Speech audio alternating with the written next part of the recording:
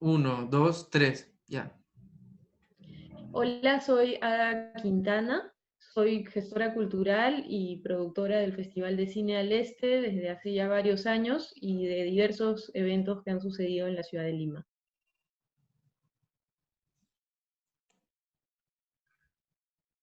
¿Ya? Ah, ya. Tres. Los- Profesionalmente me dedico a la gestión cultural. En esta rama, bueno, lo que hacemos es proponer no solamente gestionar eventos culturales, sino también ubicar cuáles son las necesidades en las que nosotros los gestores podemos proponer un proyecto que vaya a generar algún cambio, alguna reacción o algún efecto que esencialmente tendría que ser un efecto transformador en alguna parte de la sociedad. Es por ello que un proyecto como el Festival de Cine al Este, ¿no? En el que hemos podido quizás despertar un poco una experiencia diferente hacia el cine, una percepción también diferente, motivando a la gente a ver un cine que les va a abrir a una diversidad que de otra forma quizás no conocerían, que nos va a acercar un poco más a este sentido de globalización, a través de realidades que parecieran lejanas a nosotros, pero que quizás al apreciarlas nos damos cuenta de que no son tan ajenas, ¿no? De que compartimos muchos problemas sociales, políticos y económicos quizás, y que podríamos ver también en estas experiencias formas de reconocer nuestras propias reacciones y ante nuestros propios problemas, ¿no? Entonces, siempre es grato encontrar personas que sienten que han descubierto algo a través de esta experiencia de festival, tanto al nivel estético, al nivel creativo, como al nivel de formación, ¿no? Porque también hay una parte importante que se dedica a la inspiración, sobre todo, más que formación, podría decirlo así, porque cuando se tiene una visita, digamos, de un director internacional admirado, apreciado, valorado, escucharlo puede ser bastante inspirador y motivador para muchos realizadores, profesionales y estudiantes. Y más que una formación, digamos, concreta en el tiempo, como que larga, ¿no? Que eso ya para eso están las escuelas de cine, es algo que les va digamos, inspirar en sus carreras, en sus desarrollos, en sus propios enfoques, y que de alguna forma va también a resolver quizás pequeñas dudas, ¿no? Que uno pueda tener. Entonces, es esta una de las misiones, ¿no? De la gestión cultural, precisamente, ¿no? Detectar en qué podríamos ser buenos y tratar de hacerlo mejor.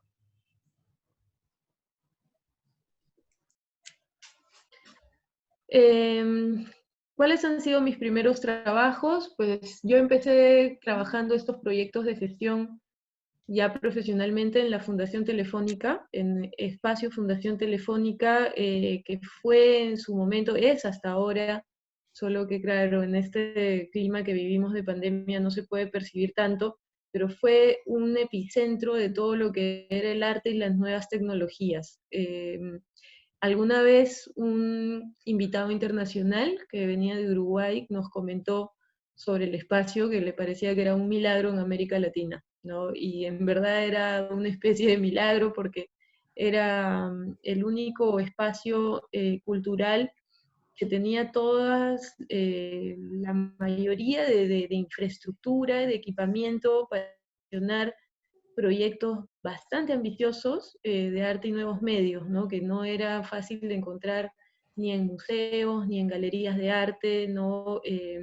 Y que no solamente presentaba estas exposiciones, sino que también daba muchos espacios de capacitación, de debate, daba también un espacio particularmente preferencial a la música, a la experimentación sonora, ¿no? Y así también se experimentaba hacia la robótica, se experimentaba hacia diversas tecnologías, técnicas, y a todos los niveles, desde niños hasta profesionales, ¿no? Profesionales, personas que tuvieran alguna afición hacia estas técnicas, y era bastante interesante, en verdad, la experimentación como un camino desencadenador de la creatividad, siempre nos dejó muchas experiencias que fueron muy enriquecedoras, muy gratas.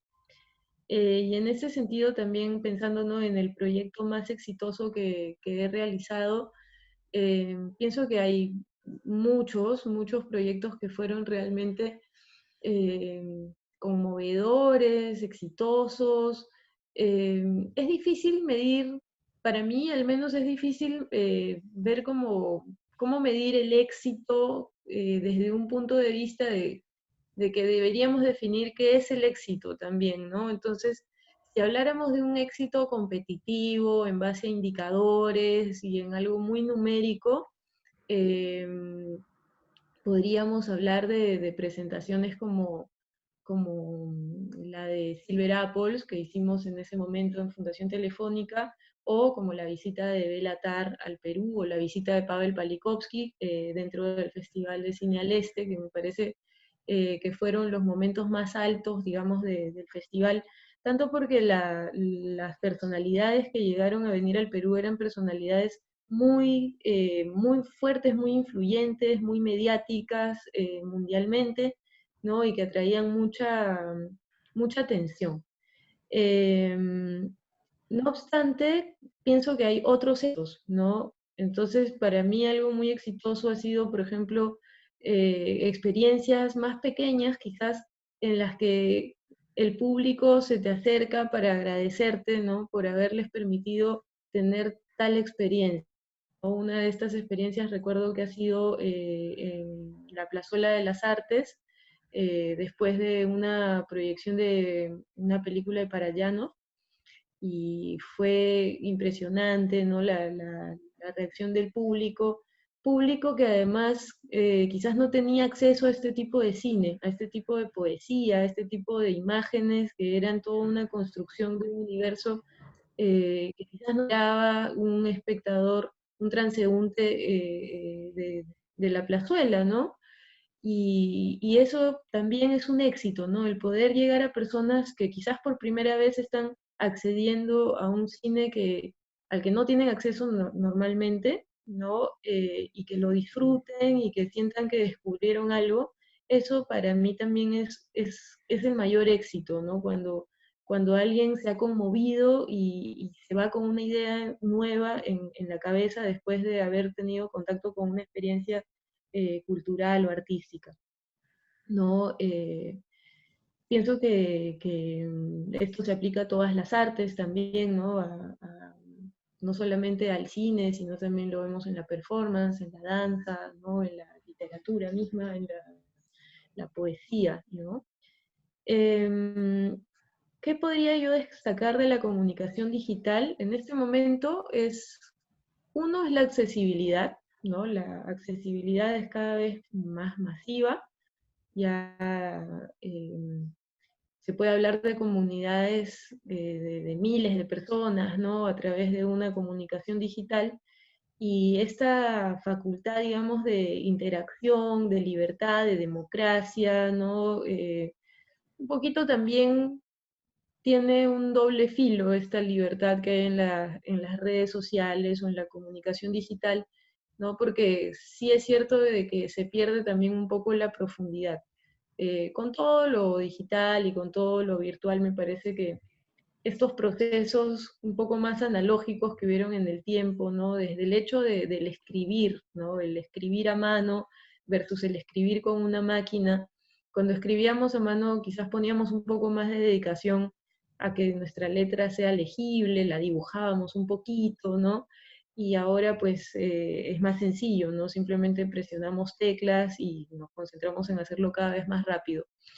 No obstante, la comunicación digital tiene esta apertura, ¿no?, de que es además, se presta a otros lenguajes, ¿no? No es lo mismo escribir sobre una hoja de papel, que es algo que yo adoro hacer, y cada vez hago menos, ¿no? Pero la comunicación digital nos da también la posibilidad de integrar otros niveles de lenguaje, niveles de símbolos, colores, ¿no? De pronto eh, escribo una frase, que claro, si la escribiera en un papel sería solamente una línea de algún color sobre el papel, que sea blanco, crema, ¿no? El papel que tenga versus, ¿no? Lo que tenemos en comunicación digital, que ahora vemos todos estos fondos preestablecidos que nos ofrecen las redes sociales como Facebook o como Canvas, ¿no? Donde ya simplemente escribir una frase, ese simple hecho se puede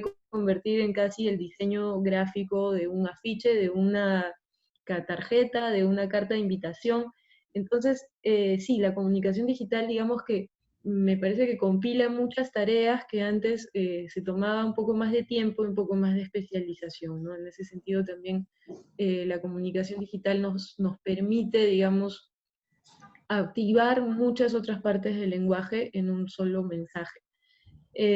Características que considero diferentes entre una información que se da a través de medios tradicionales como televisión, radio, prensa, en relación a la vía online que utilizan las redes sociales. Esto que acabo de mencionar me parece una característica muy fuerte, ¿no? El tema de los lenguajes visuales que podemos incluir dentro de una comunicación. Sabemos que en un medio tradicional, si habláramos de un periódico escrito o incluso de un periódico digital, ¿no? Estamos hablando de una lectura de texto que quizás va a tener algo más, va a ser algo más profundo, va a tener un poco más de extensión, va a ser más, nos implica más una lectura más concentrada versus en las redes sociales, ¿no? En donde vamos a manejar mensajes mucho más cortos, más, digamos, superficiales también, pero efectivos, eficientes, y que van a poder ser acompañados de un lenguaje visual que incluso podría transformar todo un discurso en una pequeña frase o incluso una palabra o una imagen simplemente, ¿no? Tenemos los GIFs, tenemos los pequeños videos que nos cuentan historias y que se apoyan mucho en la fotografía de fondo, ¿no? De hecho, he disfrutado mucho de ver algunos, no sé bien cómo se llaman estos, que son como pequeños álbumes de fotos donde te van contando una historia, ¿no? Y que son lindos porque te puedes enterar de muchas cosas en muy pocos pasos, en muy pocos clics, o corren ya solos, pero son pequeñas cápsulas, ¿no? Mientras que la lectura de un medio tradicional, uno, que va a tener, me parece, el medio tradicional siempre va a tener que tener un poco más de esfuerzo también al nivel de la investigación, ¿no? Eso es algo que tenemos que apreciar mucho. Un artículo de un periódico, esperamos que todavía tiene todo un trabajo periodístico detrás, un trabajo de investigación, una responsabilidad con la información que se vierte en ella, mientras que en las redes sociales esto es bastante ligero, ¿no? En las redes sociales esto puede perderse. En las redes sociales estamos hablando de comunicaciones mucho más subjetivas, que no siempre van a ser eh, hechos comprobados, es lo que estamos viendo ahora mismo con la pandemia, ¿no? Me parece que estamos viendo muchas informaciones que corren por redes sociales y que no necesariamente son exactas. En esta época de pandemia yo siempre he sugerido y he seguido también sugerencia de personas de leer textos científicos si es que queremos entender esta enfermedad. Y bueno, leer revistas científicas, ¿no? Que están también disponibles online, hay muchos papers, abstracts, ¿no? Todos estos documentos médicos que tienen mucha más valor de lo que circula en redes sociales, que puede ser ligero, puede alimentarse de muchos de estos textos, ¿no? Y hacer como que un gran pequeño resumen, o puede ser orientado a diferentes intereses también. No estamos hablando aquí de que en las redes sociales, si bien hay una democracia, también hay una manipulación en la información, ¿no? Porque yo voy a decir lo que yo quiero, porque así me nace o porque simpatizo con tal o cual idea, no porque he hecho una investigación profunda, ¿no? Entonces, pienso que esa es la diferencia. Las redes sociales nos invitan mucho a expresarnos, a expresar opiniones, y de pronto vemos también que mucha gente se ha convertido casi en periodista o en político o en en analista, ¿no? Intercambiando ideas en redes sociales. Mientras que los medios tradicionales pues nos van a exigir digamos, profundidad al nivel de la información que se da, al nivel hay una responsabilidad de lo que se dice en un medio tradicional. Según la utilización de los soportes digitales y redes sociales en la comunicación de mi trabajo, lo más importante con relación a la audiencia. Hay un tema, sí, o sea, es importantísimo el tema comunicacional, el tema de llegar, digamos, a la audiencia, precisamente, ¿no?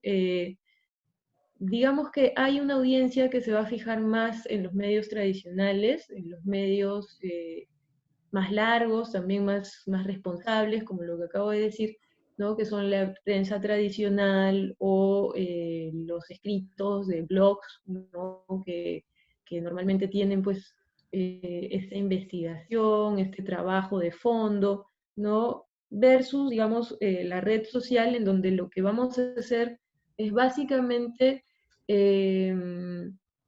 llegar a gente, ¿no? Es por eso su nombre, red social. Es un espacio para sociabilizar, para darte a conocer, para generar empatías, para generar cierto vínculo hasta emocional o afectivo, ¿no?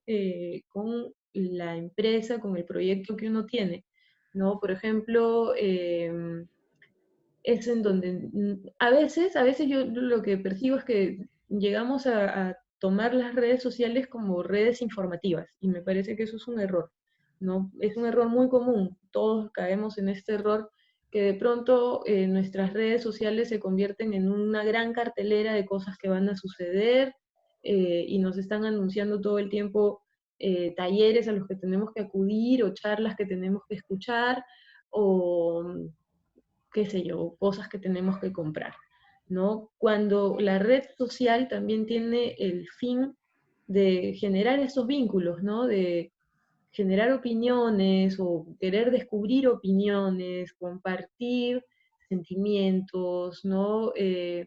Básicamente se trata de la construcción de una comunidad, no solamente de algo informativo y una cosa de compra-venta.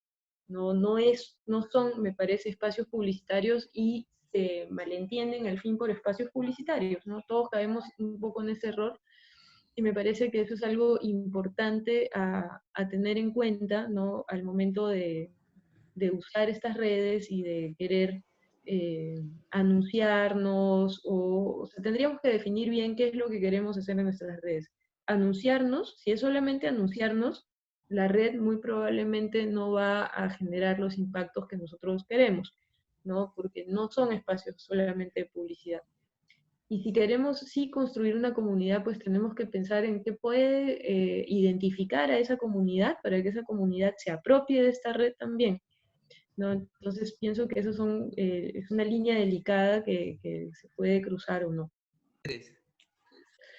Entonces, como gestora cultural, bueno, mi trabajo es precisamente de cuidar que esta línea no se pierda del todo, ¿no? Porque digamos, tenemos que cuidar el lado humano de la comunicación, de los vehículos por los que nuestro proyecto se da a conocer, y no solamente se da a conocer, sino que es adoptado también por la audiencia, ¿no? Un proyecto de gestión cultural tiene que tener aceptación en la comunidad a la que se dirige, ¿no? Y esa aceptación se tiene que lograr mediante una identificación de para quién estamos haciendo el proyecto, ¿no? En tanto que yo haga un proyecto en el que la gente no se identifica, entonces algo está mal con el planteamiento de mi proyecto o quizás con el planteamiento de la problemática con la que yo inicio mi proyecto, ¿no? Porque normalmente un gestor cultural detecta digamos, detectamos una problemática o algo que queremos mejorar y es sobre ello en lo que va a incidir nuestro proyecto. Entonces, si no hay una identificación, quiere decir que quizás nuestro problema no es realmente un problema, ¿no? O no lo estamos enfocando de la manera correcta para que la gente a quien va dirigido no se siente identificado, ¿no? Entonces eso es algo que siempre debemos cuidar, y a nivel de la comunicación en redes sociales es algo que tenemos que proteger también nuestra relación, la relación que queremos tener con nuestra audiencia, con nuestra comunidad, ¿no? De que de pronto no se les dé pues un trato como consumidores de una publicidad, de un producto que de pronto ya no es un proyecto de gestión cultural, sino un producto de compra-venta, ¿no? En relación a nuestro trabajo, algo que me gustaría destacar mucho es que desde el Festival al Este yo siento que promovemos mucho la lectura en el sentido de que el 90% de nuestros contenidos, sí, más o menos el 90% de nuestros contenidos quizás están en lenguas extranjeras, ¿no? En lenguas extranjeras, lejanas, desconocidas para nosotros, no nos son para nada familiares.